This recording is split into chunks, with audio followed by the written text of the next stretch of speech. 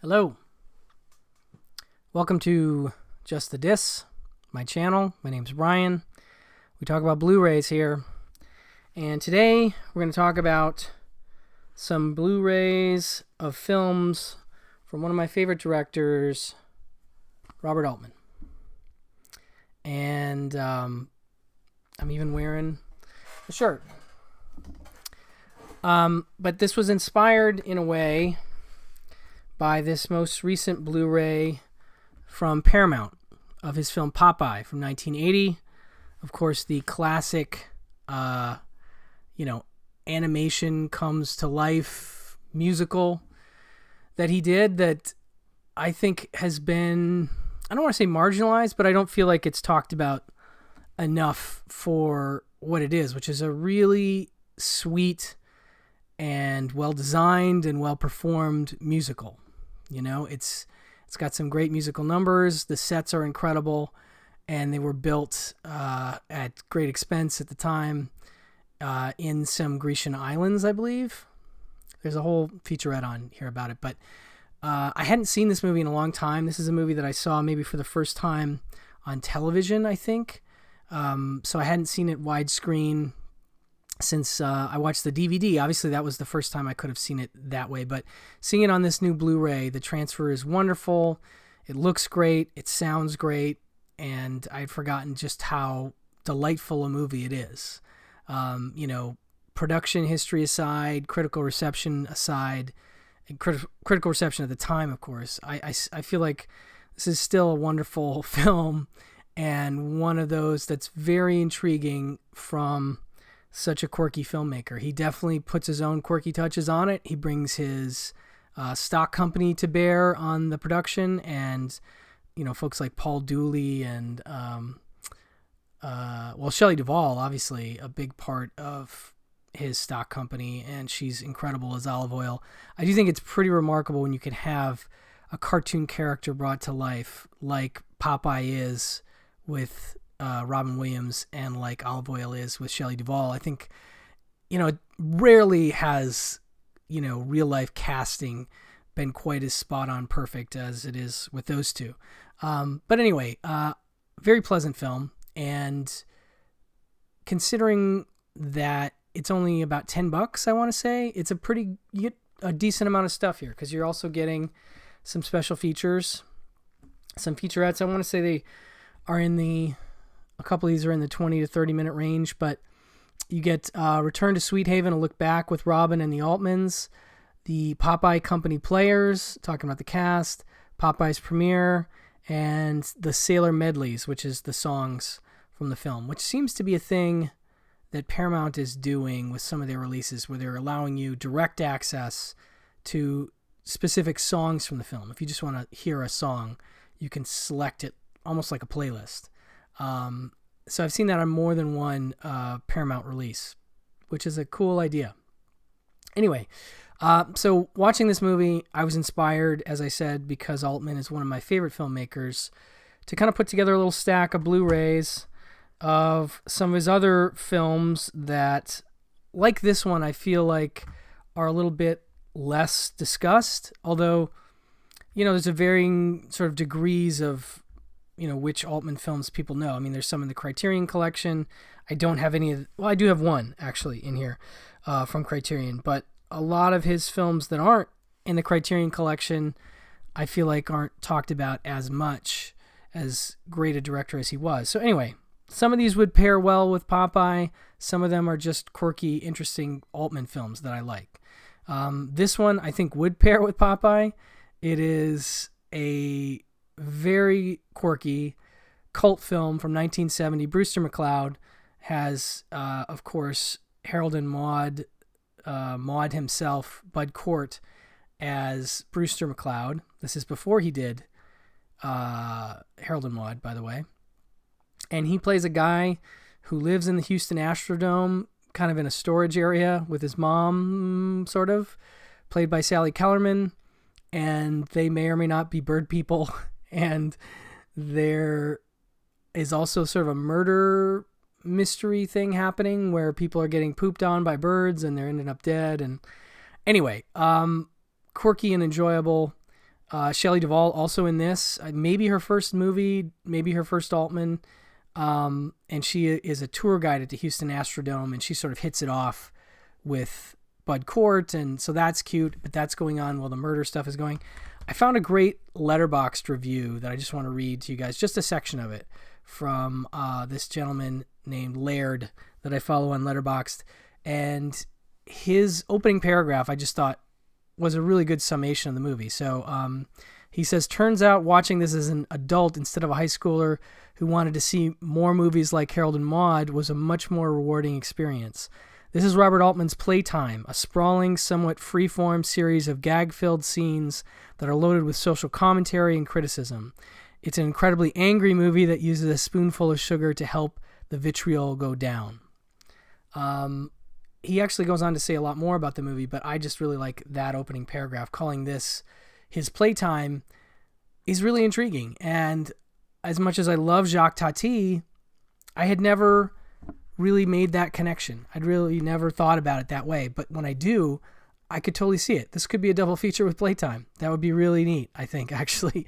And this Blu-ray from Warner Archive doesn't have any extras, but it does look good. I think it's all region. I'm pretty sure that they don't region lock a lot of their content. But I could be wrong. Anyway, I was really excited to get this on Blu-ray. It's a widescreen movie, and it looks wonderful. Very colorful film on Blu-ray. Like I said, one of the Altmans I feel like doesn't get talked about enough. Next, we have one from Olive Films. This is Come Back to the Five and Dime, Jimmy Dean, and it is from 1982. I believe based on a stage play. Yeah, he had a series of films based on plays, and this is one of my favorites. Secret Honor is another great film based on a play that's not on Blu-ray in the States that I know of.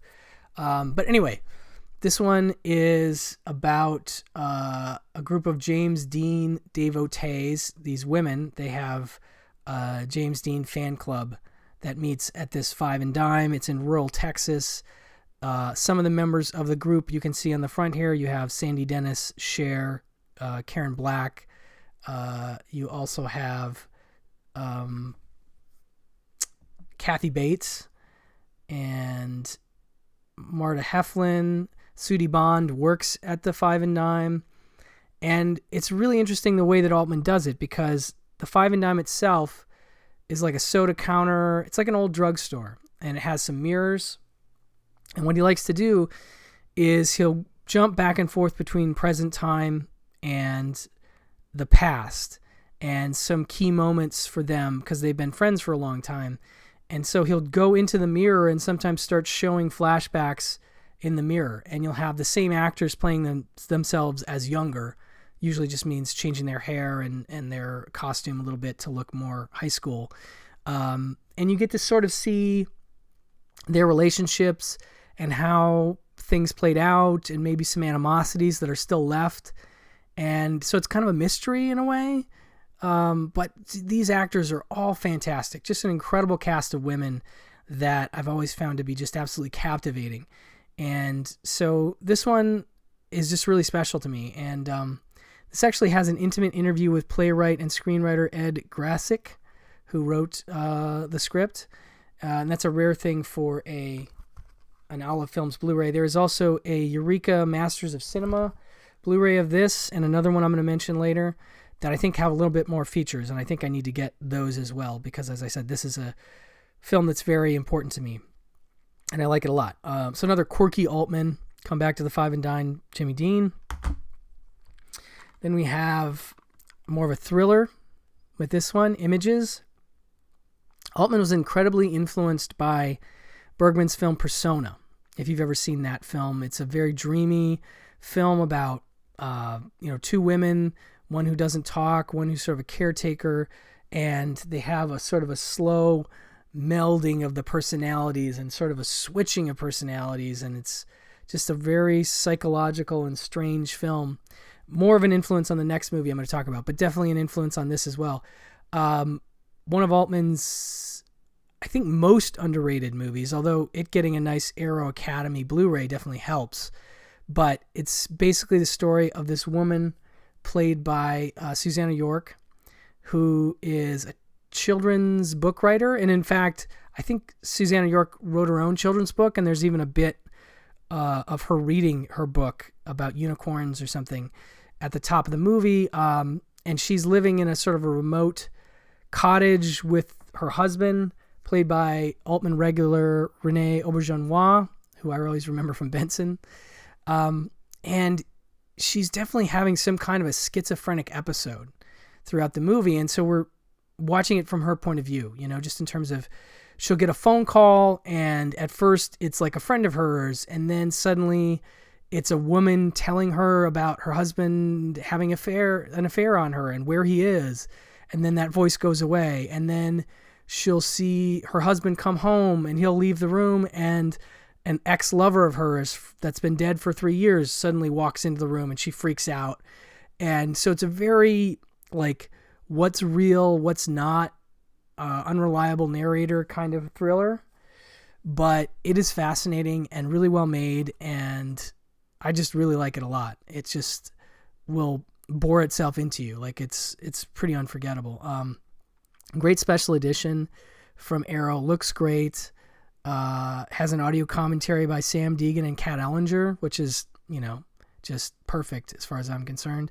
Scene select commentary by Altman, and then an archival featurette with him and cinematographer Vilmos Zsigmond talking about the film. Yeah, really good stuff. And again, another Altman I don't feel like gets talked about enough.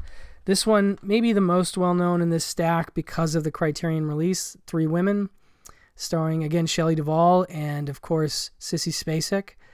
And also Janice Rule, I think, is the third woman, if I recall. And, yeah, this one is even more a Persona ripoff in some ways. This one is about a young woman named Pinky, played by Sissy Spacek, who seems very innocent, and she gets a job at this, it says, in a dusty, underpopulated California resort town, a naive southern waif, Pinky Rose, idolizes and befriends her fellow nurse, the would-be sophisticate and thoroughly modern Millie Lamoureux. When Millie takes Pinky in as her roommate, Pinky's hero worship evolves into something far stranger and far more sinister than either could have anticipated. Featuring brilliant performances by Spacek and Duvall, this dreamlike masterpiece from Altman careens from humorous to chilling to surreal, resulting in one of the most unusual and compelling films of the 70s. It is definitely that, because it does start in that sort of quirky, comedic Altman way, where Millie, played by Shelley Duvall, is actually showing Sissy Spacek's character how to.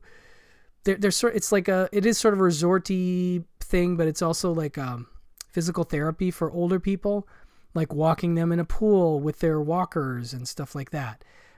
So she's sort of and then they have like spas and different little things. So Shelley ultimately is showing her the ropes, and she just has a certain way about her that's really fascinating to me. And she's just very specific about herself. Like, she seems almost like obnoxiously self-confident, but at the same time is always sort of looking to be liked by some of the coworkers. Like, there's two twins that work at the place. That's very strange. And anyway, so Pinky becomes obsessed with Millie, and then you have, again, sort of a scenario where their personalities begin to meld, and there's something strange happening.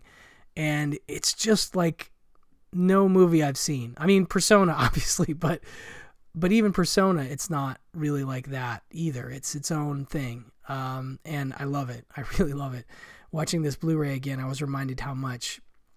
But I don't know, for whatever reason, Popeye set off this whole chain of me rewatching some of my favorite Altman movies, and I do recommend this one highly. It also has a commentary from Altman. I think that's the only feature on here, but a good commentary from him. Talking about the classic story he tells about dropping somebody off at the airport, but on the way to the airport, going to pitch this dream that he had to one of the studio execs and them green lighting it on the day and, print the legend kind of stuff. But I don't know, the movie's so unique, you kind of want it to be true. So anyway, last but not least, That Cold Day in the Park. This one is from 1969, one of the earlier Altman films, not his first, but very unique film for sure. More of a drama with some suspense, I guess, a little, but I'll just read the back because it's another one that's hard to encapsulate. A wealthy and mentally disturbed spinster, Sandy Dennis, goes to extraordinary lengths to assuage her loneliness in Robert Altman's 1969 psychological gothic thriller. On a very cold and rainy day in Vancouver, she notices a shivering blonde youth, Michael Burns, sitting alone on a park bench. She offers him food and shelter, and the apparently mute teenager accepts. Every night she locks him in his bedroom. She locks his bedroom door. But the boy goes in and out of the room through the fire escape window, returning early the next morning without her knowledge. She eventually attempts to seduce him, and the boy soon learns who's in control of their relationship and how far she'll go to keep it that way.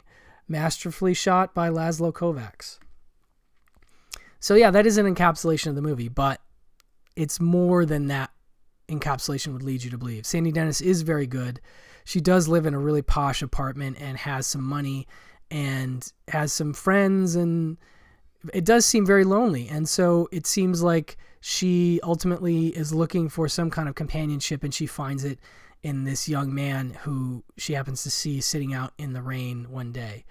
And, is he really mute? What is his story? That is one of the mysteries the movie holds for you and reveals at a certain point. And that is part of, I think, what makes the movie really intriguing, is where it goes once you sort of leave that initial setup. But I do like it a lot. This is another one that has, I think, a Masters of Cinema Blu-ray. This does not have any extras, but the Masters of Cinema disc does, so I need to pick that up. But anyway, one of his earlier efforts, my podcast partner, Elric Kane, talked about this one on a Pure Cinema episode. I can't remember, within the last quarter of 2020. And so he's a fan as well, but definitely worth a look, and I think one that a lot of people have skipped over. So those are my Altman picks to go along with Popeye. Again, not as double features, mind you, but just as, some Altman films that I think deserve a spotlight. And so hopefully there's something in there for you to check out. If you're not an Altman fan, these may or may not be the way in for you. But ultimately, as I said, I just kind of felt like talking about him. So hopefully this was enjoyable in some way. If you like this video, please click the thumbs up and subscribe, and leave me a comment with your favorite Altman film if you could. That'd be wonderful. And thank you for watching. Bye-bye.